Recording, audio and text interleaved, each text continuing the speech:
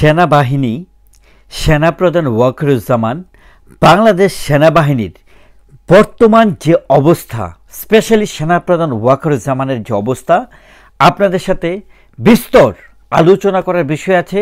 কারণ আমি বেশ কিছু আপনার ইমেল পেয়েছি রিগার্ডিং বাংলাদেশ সেনাবাহিনী, রিগার্ডিং ওয়াকারুজ্জামান সেনাপ্রধান। বন্ধুরা, খুবই বিস্তর আলোচনার বিষয় আছে বাংলাদেশের সেনাবাহিনীর উপর বেস করেই বাংলাদেশের আজকের এই অধঃপতন। বাংলাদেশের যত অধঃপতন আপনারা দেখতে পাচ্ছেন বর্তমানে, সে অধঃপতনের ক্ষেত্রে যাদের বিশেষ বিশেষ আসলে অবস্থান রয়েছে সে বিষয়গুলো তুলে ধরবো। সেনাবাহিনীর যে প্রবলেমগুলো হচ্ছে, ক্যান্টনমেন্টগুলোতে যে প্রবলেম হচ্ছে, সেনাপ্রধান ওয়াকারুজ্জামানের যে প্রবলেম হচ্ছে, সেই বিষয়গুলো নিয়ে বিস্তর আলোচনা করব। এক মুহূর্ত আপনারা এখানে মিস করবেন না, কারণ এইখানে সেনাবাহিনীর যে অবস্থান সেটাই একটা দেশের একটা প্রকৃত রিপ্রেজেন্টেশন হয় যখন সেনাবাহিনীকে যখন ম্যাজিস্ট্রেসি পাওয়ারটা দেয়া হলো। খেয়াল করে দেখুন, প্রথম যে প্রশ্নটি বেশ কয়েকজন আমাকে করেছেন সেটি হচ্ছে যে সেনাপ্রধান ওয়াকারুজ্জামান তিনি কি ভয় পাচ্ছেন? এই কোশ্চেনটা কিন্তু ইরিলেভেন্ট নয়। সেনাপ্রধান ওয়াকারুজ্জামান ভয় পাচ্ছেন, 100% তিনি ভয় পাচ্ছেন, এবং সেজন্যই তিনি ইনঅ্যাক্টিভ। বিভিন্ন কিছুতে দেখবেন তিনি কোনো কথাই বলছে না। অরাজকতা, হত্যা, গুম, এই যে কাজগুলো হচ্ছে এবং সরকারের পক্ষ থেকে ডিরেক্ট যে অপকর্মগুলা করছে, ছাত্ররা যে অপকর্মগুলা করছে, ছাত্র শিবির, হিজবুত তাহরিরা যে অপকর্মগুলা করছে, সে ব্যাপারে একটা সাউন্ড তারা এখন পর্যন্ত করেনি। এটার পিছনে রিজনটাই হচ্ছে সেনাপ্রধান ওয়াকারুজ্জামান ভয় পাচ্ছেন। ভয় পাচ্ছেন কেন? ভয় পাচ্ছেন এখন প্রশ্ন আসবে, আমি যদি বলি যে ভয় পাচ্ছেন কেন ভয় পাচ্ছেন, কারণ বাংলাদেশের যে ক্যান্টনমেন্টগুলো, সে ক্যান্টনমেন্টগুলোর অবস্থা ভালো নয়, উত্তপ্ত। বাংলাদেশের ক্যান্টনমেন্টগুলোর অবস্থা ক্ষণে ক্ষণে উত্তপ্ত হয়ে উঠছে। আপনারা একটা জিনিস বোঝার চেষ্টা করেন, যখন আপনারা দেখেন বাংলাদেশের প্রত্যেকটা মহল থেকে, মানে বর্তমান যে অন্তর্বর্তীকালীন সরকারের প্রত্যেকটা মহল থেকে তারা মানে গায়ে পড়ে ভারতের সাথে একটা যুদ্ধ করার চেষ্টা করছে। এখন তো আসলে যুদ্ধ হয় না, কিন্তু তারা জোর করে পায়ে পাড়া দিয়ে একটা যুদ্ধ করার চেষ্টা করছে, এবং এটা প্রকাশ্যে দেখা যাচ্ছে তারা চাচ্ছে যে এরকম একটা যুদ্ধ হলে কি হতে পারে। যেমন মাহফুজ আলম যেরকম একটা ম্যাপ দিলেন বাংলাদেশের, এটা ক্লিয়ার ইন্ডিকেশন দেয় তারা জোর করে একটা যুদ্ধ লাগানোর চেষ্টা করছে। সেই যুদ্ধে ভারতের সাথে কে যুদ্ধ করবে? বাংলাদেশ না, বাংলাদেশ একা যুদ্ধ করবেন না। ভারতের সাথে যুদ্ধ করবে বাংলাদেশ এবং পাকিস্তান। পাকিস্তান বাংলাদেশের সেনা কর্মকর্তাদের এবং কিছু সরকারি উপদেষ্টা মণ্ডলীতে স্পেশালি যে জঙ্গি যে নেতা, বাংলাদেশের বর্তমান যে জঙ্গিদের যে নেতা মাহফুজ আলম, সে হচ্ছে কিন্তু বাংলাদেশের যে আপনার হিজবুত তাহরির যে টপ লিডারদের একজন এখন হয়ে গেছে সে, এই মাহফুজ আলম। সে আসলে একজন মাস্টারমাইন্ড।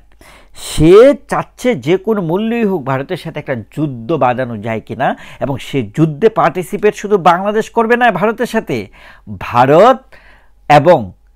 ভারতের সাথে বাংলাদেশ পাকিস্তান এক হয়ে যুদ্ধ করবে। এই আশ্বাস পাকিস্তানের জঙ্গিরা এই বাংলাদেশের জঙ্গিদেরকে, মাহফুজ আলম, নাহিদ, আসিফ এবং জামাত ইসলাম, ছাত্র শিবির, হিজবুত তাহরি, আপনার হেফাজত, চরমনাই, এগুলো সব হচ্ছে কট্টরবাদী। এরা চাচ্ছে ভারতে কোনোভাবে একটা দ্বন্দ্ব লাগানো যায় কিনা, এবং সেই দ্বন্দ্বে যে কোনো মূল্যেই হোক পাকিস্তান বাংলাদেশের হয়ে কাজ করতে চায়। যেরকমটা ভারত বাংলাদেশের হয়ে বাংলাদেশকে সাহায্য করার জন্য, বাংলাদেশের জনগণকে সাহায্য করার জন্য যেভাবে পাকিস্তানকে এগেনস্টে গিয়ে যুদ্ধ করে বাংলাদেশের যে মুক্তিযোদ্ধাদের সাথে কাঁধে কাঁধ মিলিয়ে, গলায় গলা মিলিয়ে যেভাবে যুদ্ধ করেছিলেন, সেরকম একটা যুদ্ধের একটা এনভায়রনমেন্ট ক্রিয়েট করতে যাচ্ছে মাহফুজ আলম। সেটার প্রেক্ষিতেই আপনারা দেখতে পাচ্ছেন নানাভাবে তারা চাচ্ছে প্রতিনিয়ত যদি কোনো কথা থাকে তাদের মুখে, খালি ভারত ভারত ভারত ভারত, ভারত বাদ দিয়ে, ভারত বিরোধিতা বাদ দিয়ে কোনো শব্দই নেই তাদের। কারণ তাদের বাংলাদেশের জনগণকে দেওয়ার মতো কোনো কিছু নেই, শুধু একটা ইস্যুই আছে, সেটা হচ্ছে ভারত।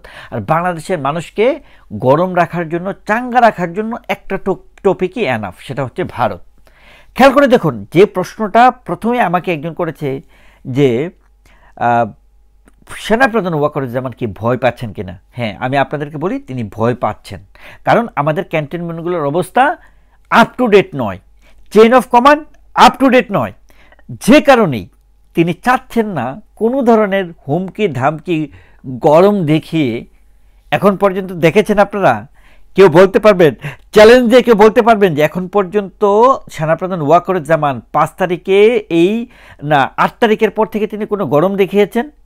একদিন গরম দেখেছেন। 5 তারিখ গরম দেখেছেন কোন বেসিসে? জুলাই অগস্টের বেসিসে। এর বাইরে কিন্তু কোনো কিছু বলেনি যে ফিউচার কেন্দ্রিক, সে কিন্তু কোনো কথা বলেনি যে ফিউচারে এই হলে আমি এই করব, এই ধরনের কোনো কমেন্টস কিন্তু আপনারা শুনেননি। সে কথা বলেছে জুলাই অগস্ট নিয়ে।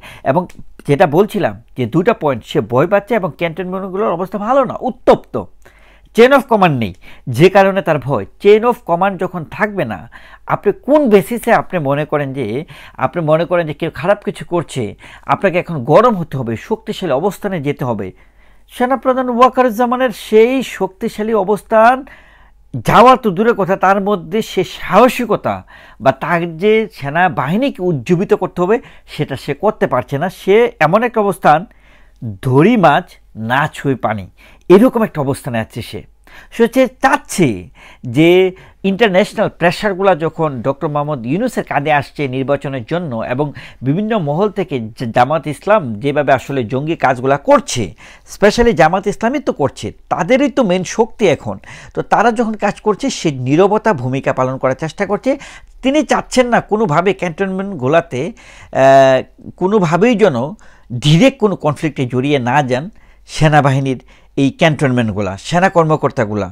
এই জন্য সেনা কর্মকর্তাদের যেন ডিরেক্ট ইনভলভমেন্ট না যেতে হয় একজনের সাথে আরেকজনের দ্বন্দ্বে, তিনি চুপ করে আছেন। মানে মোট কথা হচ্ছে যে তিনি কমপ্লিটলি একটা ইনএক্টিভ ভূমিকায় আছেন।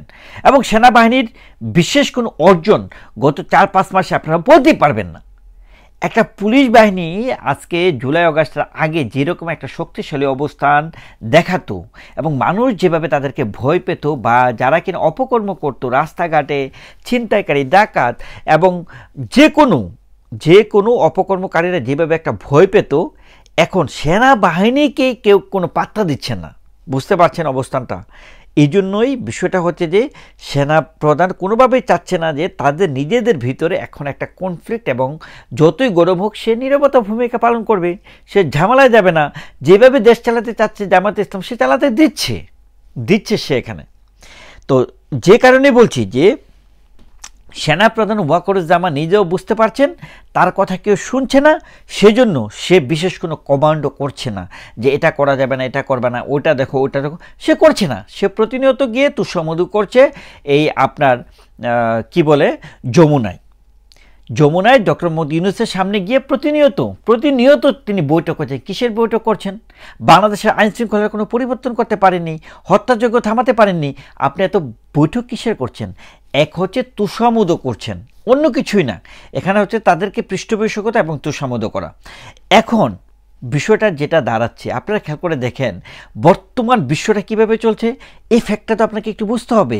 কি কারণে আসলে সেনাপ্রধান ওয়াকারুজ্জামান চুপ আছেন, সেটার পেছনে আরও কিছু রিজন আছে। আমি এক্সাম্পল দিয়ে আপনাদেরকে বুঝাই। খেয়াল করে দেখুন, এই যে আপনার সিরিয়াতে যে ঘটনা ঘটে গেল, আসাদ চলে গেল, এখন ঘটনা হচ্ছে আসাদ চলে গেলে কয়েকদিনের মতো তো সিরিয়া আসলে ঠান্ডা হওয়ার কথা, কিন্তু সিরিয়া ঠান্ডা হয়নি, বরঞ্চ প্রতিনিয়ত সিরিয়ায় ধ্বংসযজ্ঞ চলছে। কারণটা কি কারণে আসাদ চলে গেল? আসাদ চলে যাওয়ার পিছনে ভূমিকা কাদের? সেই ভূমিকাটা হচ্ছে ইসরায়েল এবং তুরস্ক। তার কি চাচ্ছে এই যে সিরিয়াতে তাদের আধিপত্য বিস্তার করার জন্য, অন্যদিকে ইসরায়েল চাচ্ছে তাদের সীমানা বাড়ানোর জন্য, এবং তার কেউ চাচ্ছে তাদের সীমানা বাড়ানোর জন্য। এই যে জিও পলিটিক্সের খেলা, সে পলিটিক্সে সিরিয়া এখন ধ্বংসের পথে। আপনারা জানেন যে কিভাবে আসলে আফগানিস্তান ধ্বংস হয়েছে, আপনারা জানেন কিভাবে ইউক্রেন ধ্বংস হয়েছে। আমার আর বিস্তর বলার কিছু নেই। তো যে কারণেই আসলে সেনাপ্রধান ওয়াকারুজ্জামান এত বড় দায়িত্ব নিয়ে বসে আছেন, 19 থেকে 20 কোনো একটা প্রবলেমেটিক সিচুয়েশনে পড়লেই সেনাপ্রধান ওয়াকারুজ্জামান শেষ, তার অবস্থান হয়ে যাবে হিরো থেকে জিরো। যে কারণেই তিনি সকল দিকে একটা ব্যালেন্সিং একটা সিচুয়েশন সৃষ্টি করার চেষ্টা করছেন। নীরবতার যে তার কারণ, সেই কারণটাই হচ্ছে যে তিনি মনেই করছেন যে তার চেইন অফ কমান্ড এখন থাকবে না, তিনি কোনো অর্ডার দিলে কেউ শুনবে না।